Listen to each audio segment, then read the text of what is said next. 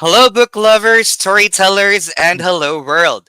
Welcome to the fifth season of the Festival of Storytellers.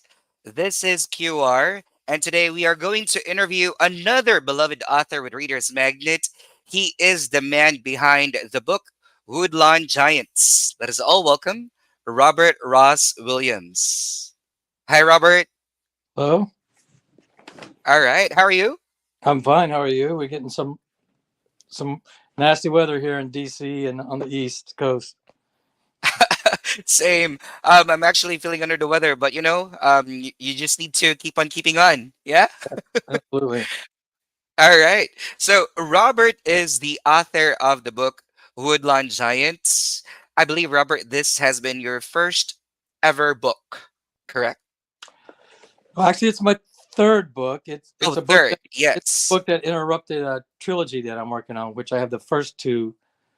I published the first two copies of Rainbow Farm and Rainbow Farm 2.0 and Impeachment and Virus, which are political satire books. And then uh, my mother passed away, and that was sort of the interruption of doing that third book. And then it's when I penned during that time period is when I penned Woodlawn Giants. Very interesting that you started with a political satire material, which is Rainbow Farm, and then now you have Woodlawn Giants. May Mhm. I know the reason or the inspiration behind writing this book? Yes, like I said, my mother passed away. It's been a little over 3 years, and uh, so that was she lived in West Memphis, Arkansas. That's where I grew up. I was born in Memphis, Tennessee, and then we moved to West Memphis about 6 months later, which is in Arkansas, not Tennessee. And at my mother's funeral, my brothers asked me to deliver the eulogy, so I did. And at that time, I was ready to start celebrating her life and tell some life stories and some of the joyous things about, when mom was here. And so, real quick, I told this story of my mother had a pear tree, and it took a couple of years, and this pear tree finally, bore fruit. It finally, a pear came out, and she was so proud. And she told us boys, "Hey, don't play ball around the pear tree. You're gonna, you might miss or something and knock it out." And we were like, "Yeah, right." So a couple of days later, guess what happened? Someone threw the ball. It was too high. Someone didn't catch it. It knocked the pear out. So I told my little brother. I was 10 at the time, and he was around 9, and we knew we were in for it because I came from the spare the rod, spoil the child generation. So we knew we were going to get a spanking, right? So I told him, Mm. I said, run in the house and get some tape. So he ran in the house, he got tape. He came back and I taped the pear back into the tree. And that brought us a little time. And a couple of days later, it fell. And then we got two spankings, one for not listening in the first place. And secondly, for the cover up operation, which is always the worst of every bad deed that's done. So So that basically explains the book cover. no, no, no. That doesn't explain the book cover, but it does explain a compilation of short stories. Because after I Oh, told that, okay. after the after the service, it was during the height of COVID, so it was a Grayside service. A lot of her friends weren't there. Basically, that's what the book is about: is my mother, and not just her, but a big part of it is about her and our relationship. And so we were at the wake, and I was thinking to myself, wow, there's lots of stories like that because the funeral director told me, he goes, that's got to be the funniest story I've ever heard at a funeral. Usually it's all, oh, mom, I'll see you in Yeah, heaven, yeah. love you, kind of thing. And I go, what? That's exactly what happened. So at the wake, I thought there's all kinds of stories like this, and why not just put them on paper and bring them together, and it'd be something I can share with the next generation, with my kids and ones that might follow. All right. That was the inspiration. Now the cover's a different story. Please If you share. Okay, so if you can see on the cover, you see there's and maybe I bring that a little closer. There's Pine trees. Yeah, you see the pine trees, and Mhm. my dad and the next door neighbor, Mr. Rick, they planted these pine trees, and at the time they were all like a little saplings, like maybe a foot tall. Now they're towering like 70, 80 foot tall trees, because every year I go back, I go by the residence just to get a look at them. And but for the cover, I for the same illustrator I used for my first two books, for Impeachment and Virus 2.0 and for Rainbow Farm, I asked her to do my book cover. Now, obviously, she did all the illustrations in those two books, so I asked her to illustrate my book cover. So she took a picture from 1974 of me and my mother, and that's the little boy you see there. She used that to make that caricature, the little blonde-haired boy in the middle of those Yeah. trees. And under the trees are the names of my brothers, my cousin, and my I friends. was about to ask you that. Yeah, I can Yeah, see some names. yeah, that's the name. And the names, the littlest kid on the block was my little brother. And you see, as you're looking at the cover, you can see to the left of me is my little brother. He's the smallest tree, and to the right of me is the biggest kid on the block, which it was Big Phil, which is one of the main characters in the book as well. Two of those two Mm. of those boys have passed since, Big Phil and a boy named Doug, and they were both a group of two brothers that are depicted on here. And both those brothers were so looking forward to getting this book, because to share with it was it meant a big thing to them, and they helped in some crafting some of the stories and jolting some of my memories. But most of it came from me. You still are in contact with these guys, right? With your friends. Yes, absolutely. And uh, the the name Woodlawn Giants, it has a double meaning. It stands not only for the trees, as the trees grew to be giants, as I sort of symbolize the trees with the boys growing up in time and becoming men, and the trees growing to be big. But we also had a little sandlot baseball team, where our street would play the next street. We wrote on our T-shirts, "Woodlawn Giants," With that our non-giants. little sandlot team. And so it's a double meaning. And that idea I got from one of my friends who I called, and he says, "Hey, remember when we were talking about what should the title be?" And he goes, "Well, Woodlawn Giants." And he came up with the sandlot part, and I came up with the well as the trees part, is symbolizing it, growing up with the boys. Interesting. And I believe, the book covers a lot of stories. There are even some chapters which has more than one story. Mhm. So, among all the stories in the book, which one is your most favorite and why? Yeah, I guess my most favorite one was, I mean, I came from a very religious family. We Southern Baptists, and every Sunday was in the morning church and the evening church. Wednesday nights were church. If there was revival in town, it was every day that ended in a Y, which is every day church. You would have week long Hmm. services.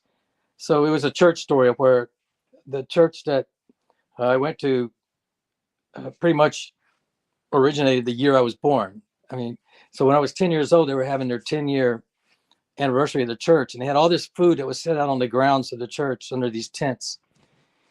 And I remember contemplating, how a 30-minute sermon could seem like forever for a small boy when you had to sit there. And I was always at a disadvantage because my mother was in the choir sitting up behind the preacher, and she could look down on the congregation, and And she could lock eyes on me and see how I was behaving. So I had to sit there, and other kids were playing paper football and doing all kinds of crazy stuff in the back, and I had Mama's eyes locked in on me. So, but anyway, that particular day, church got interesting because right in the middle of the service, these two young men, probably in their mid 20s, and I mean, you could probably, I mean, they look well traveled. I'll try to be, but you could tell they were out on the streets, and probably hitchhiking across America for all I know. But they came in, they were dressed differently. Uh, one had a cap on, and I commented, well, you know, uh, the guy had, I won't hold it against him because he had a Chicago Cubs hat on, and we were St. Louis Cardinals. Even God knows that this is St. Louis Cardinals land.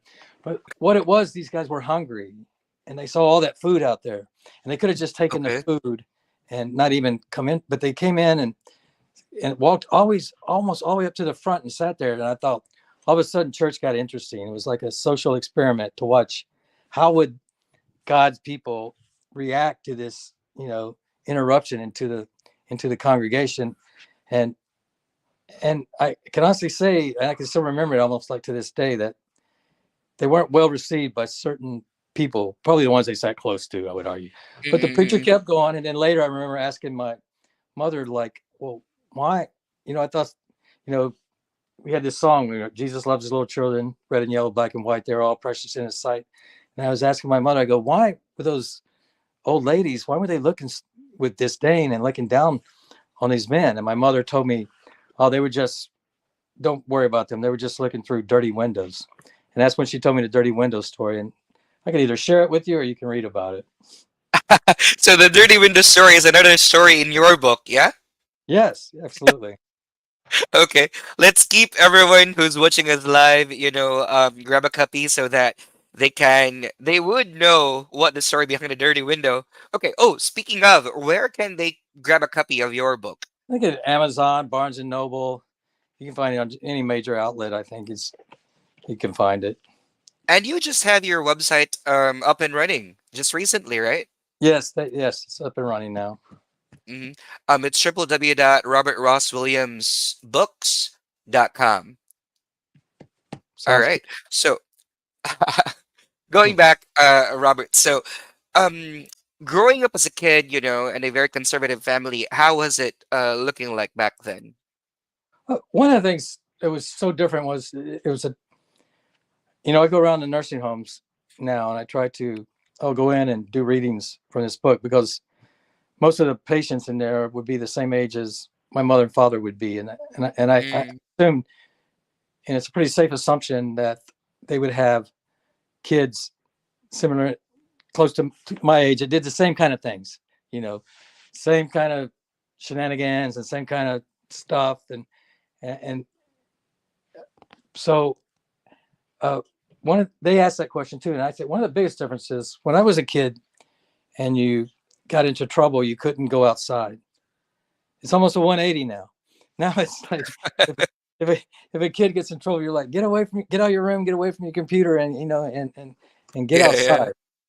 That was one. Another big one was that it's sort of it took a village mentality was prevalent throughout the whole neighborhood. We lived on like a U-shaped street, and there was always a set of mother's eyes. There was on you, whether it was your own or whether it was the next door neighbor or whether it was a woman. And there was, if I got out of line and did something that I shouldn't have been doing, my mother was totally behind Miss Mary Jane Spicer, who was our neighbor, putting a bee in my britches. I don't know if you know what a bee in your britches is, but that's a spanking. She put a bee in the britches. And can you imagine that happening today? No way. No, no, no. Yeah. Someone else touching your kid. I mean, the lawsuits would just go off the charts and the police would be called. But not back then. It was that street.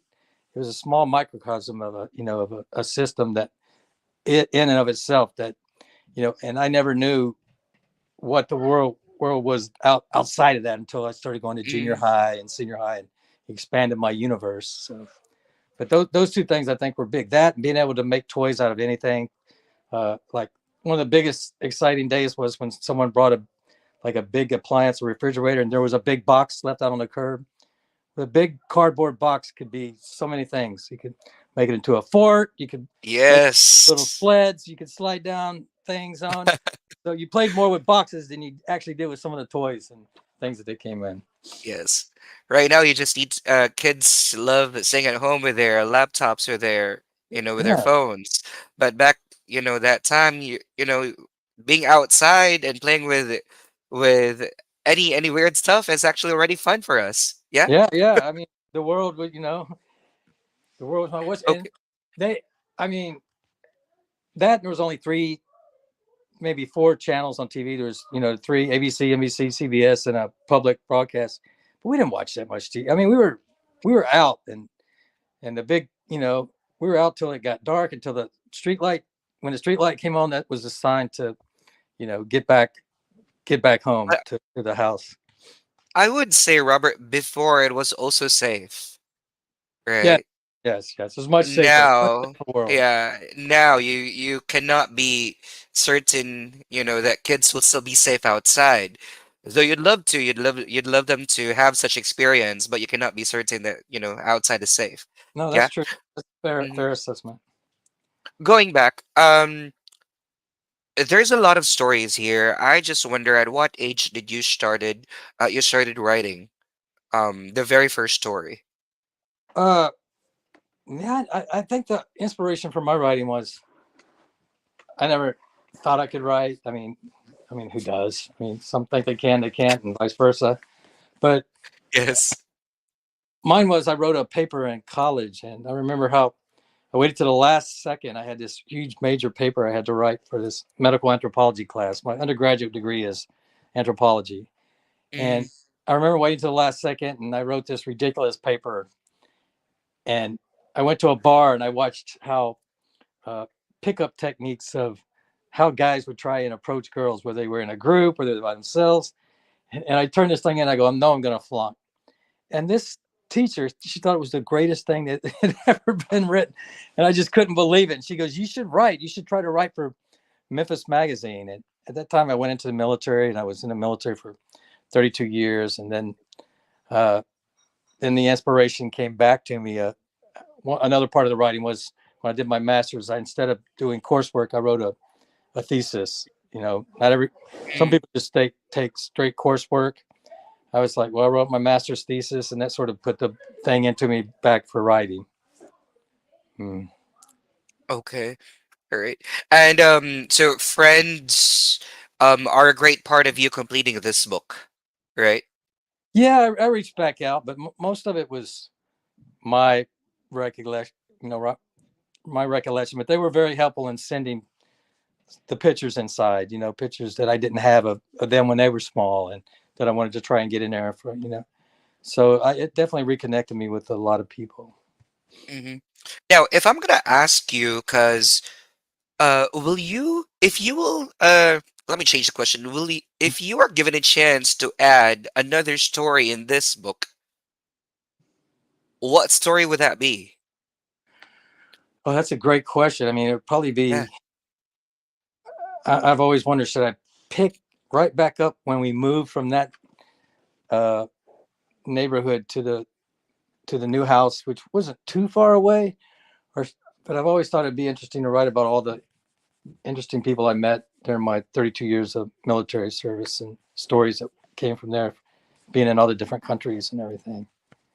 So, So but that part. a particular story it'd be hard. I thought I captured a lot of them in that one. All right. Um, with this compilation, what do you think are the lessons that you are trying to impart to people, that you are trying to impart to your readers? Mm. Yeah, I think some of those are really good. The lesson, another quick story is a lesson that says before making a decision, think through what are the possible second and third order effects of any decision that you make. Because it may seem like really good on the front end, but then when you look a little further down, it's like, well, I didn't think about that, and that. And a quick story for that was uh, we were working for my grandfather chopping cotton, right? And Mm-hmm. he was paying us, probably violated all kinds of children laws, who knows? But he was paying us $1 an hour in room and board. So one day we were out there working, and it was me and my brothers and my cousin, and I go, something, we should be paid for how productive we are. And I think we're doing $1 a row. He's paying us $1 an hour. He should pay us by row. And if we're doing $1 per row, we're doing 2 rows per hour. We can double our money. And they said, yeah, that sounds like a great idea. So when he came, I said, okay, we called him Big D. I go, okay, Big D, we think we should, me and the boys have been talking. I was the spokesperson, of course, because it was my idea. I regretted it later, trust me. So we think we should be paid by how productive we are, how efficient. I go, you should be paying us $1 a row. And he goes, okay, is that a And deal? And he stuck out his hand. He goes, shake on it. And back then, a handshake meant everything, right? Yeah, shook hands. yeah, The deal was sealed. So I was all proud, walking back toward my brothers and cousin. And he goes, where are you going? He goes, grab your stuff and get on the truck. Then he drove us to a different field where the rows were 4 times longer. So we went that's to about crazy. 25 cents an hour. And later that evening at the dinner, he was like, you didn't think it through, did you? He taught us a life lesson there. And that's where I get into the think through the second order effects of everything. Not everything is as shiny and bright and as hopeful as it may seem on the front end. What could happen to change that? And there's all kinds of life lessons like that inside the book. Not to judge people. The Dirty Windows story is a great story. And I But really, don't spill the beans, yeah, right? I won't. Let's ask them to grab some copy, Right. okay? All right. So again, for those who are watching us live, you may go ahead and grab a copy of Robert Ross Williams' book, Woodlawn Giants. It's available on Amazon and Barnes and Noble. You can also check his website at www.robertrosswilliams.com. Now, Robert, if you don't mind, I want to ask something personal. Yeah, Mhm. because you were with us in the Manhattan Book Confab, Yeah, right? With I've Nate been to last year and this year as well. last year and this year. You were Hmm. in Tribeca too. Yes, Yeah, yeah. So, um, and if I'm not mistaken, Nate actually displayed his artworks during the Manhattan Confab. he did, but he was so wrapped up with his like finals and stuff, he was unable to get over it. I Ah, understand that, and he's I see. yeah. Go ahead. No, I would just like to ask, how's your relationship with him? Because you've been very supportive.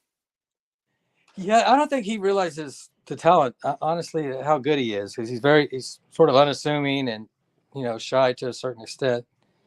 Uh, he doesn't, and a lot. He doesn't realize he's good. And I'm trying to push that and promote it. But I'm not gonna force my kids to do anything. I want it to come natural and on their own Yeah, accord. yeah. But it's nice to have, a parent who's very supportive to their Hmm. kids. You Yeah, must have been very lucky to have someone like you. Yeah. Okay. yeah. Anyway, Me and my mother, I my would say. the team asked me to ask this question. I cannot, end the session without asking you this. Hmm. So they say, what do you mean by past? I'm sorry, what do you mean by past catches up with the present? Oh, that's a great story. When I was small, I had a very bad cut on my left arm that required pretty major surgery to put my arm, make my fingers functional and everything again. And there was a man next door who we really didn't necessarily like. He had just moved there and he didn't want us playing in his yard, and he was real particular about his yard, all meticulous on how perfect it had to look. So he didn't, and so he just none of us kids liked the guy. But the day that accident happened, it was on a Saturday. My dad was at work, and my mother just pretty much passed out when she saw all the blood and everything. And it was this gentleman, that man, who put a tourniquet on my arm and took me to the emergency room and uh, pretty much, probably in a way saved my life because I could have bled out. But Mm, years later, like 30 years later, I was home on leave with my grandfather, and me and him went down to the which all the old men back then would always go to the coffee shop and drink, talk politics, whatever. He goes, "Hey, come with me to the coffee shop." And I was with him at this coffee shop, and I was looking at this one guy who looked familiar to me, and it was the same gentleman, the gentleman named Tommy Donaldson. And I walked up and I go, "Mr. Donaldson?" And he goes, "Yeah." I go, "Do you remember me?" And then, when I told the story, of course he remembered it. I mean, it's the kind of story you don't really forget. So that was one case. The other case was one of the characters in the book is Janice, and she's the girl that's amongst all us boys who's witty, quick with the tongue, and sharp, and just always giving us a hard time. Years later, the last couple of years of my mom's life, we had her in hospice and had her at home, and Janice had become a nurse, and I'd run into her again at Florida State, and then later she was back in West Memphis, and she helped care for my mother. So that's what I meant by when the past catches I up with see. the present. I see. All right. Okay, there you have it, everyone. That's Robert Ross Williams, author of the book Woodlawn Giants. Mm-hmm. Robert, before we'll end the session, any parting words for our viewers? Just if you want to, you know, write things down. I mean, no one, what defines an author. Who cares if you're considered a great selling author or not? But capture things about your life that you can pass on, to the next generation. Because, and honestly, my kids probably aren't too excited about the book, but I know someday they'll pick it up and they'll reflect and they'll say, this is where my father, the kind of world that he came from. All right. Mhm. To sum it up, write your story and make an impact. All right, absolutely. Yeah. Because if you Yeah. don't, you lose it. I mean, Yes. Yes. Mm. I All mean, right. Robert Ross Williams, author of the book Woodlawn Giants, available on Amazon.com and BarnesandNoble.com. You can also go ahead and check his website. It's www.robertwilliamsbooks.com. Robert, thank you so much. It has been a Thank you. pleasure having you Okay. today. All right. Again, Okay. everyone, Yeah. thank you so much. As we Mhm. say here in Reader's Magnet, we share your story with the world. Have a great day. All right. Great.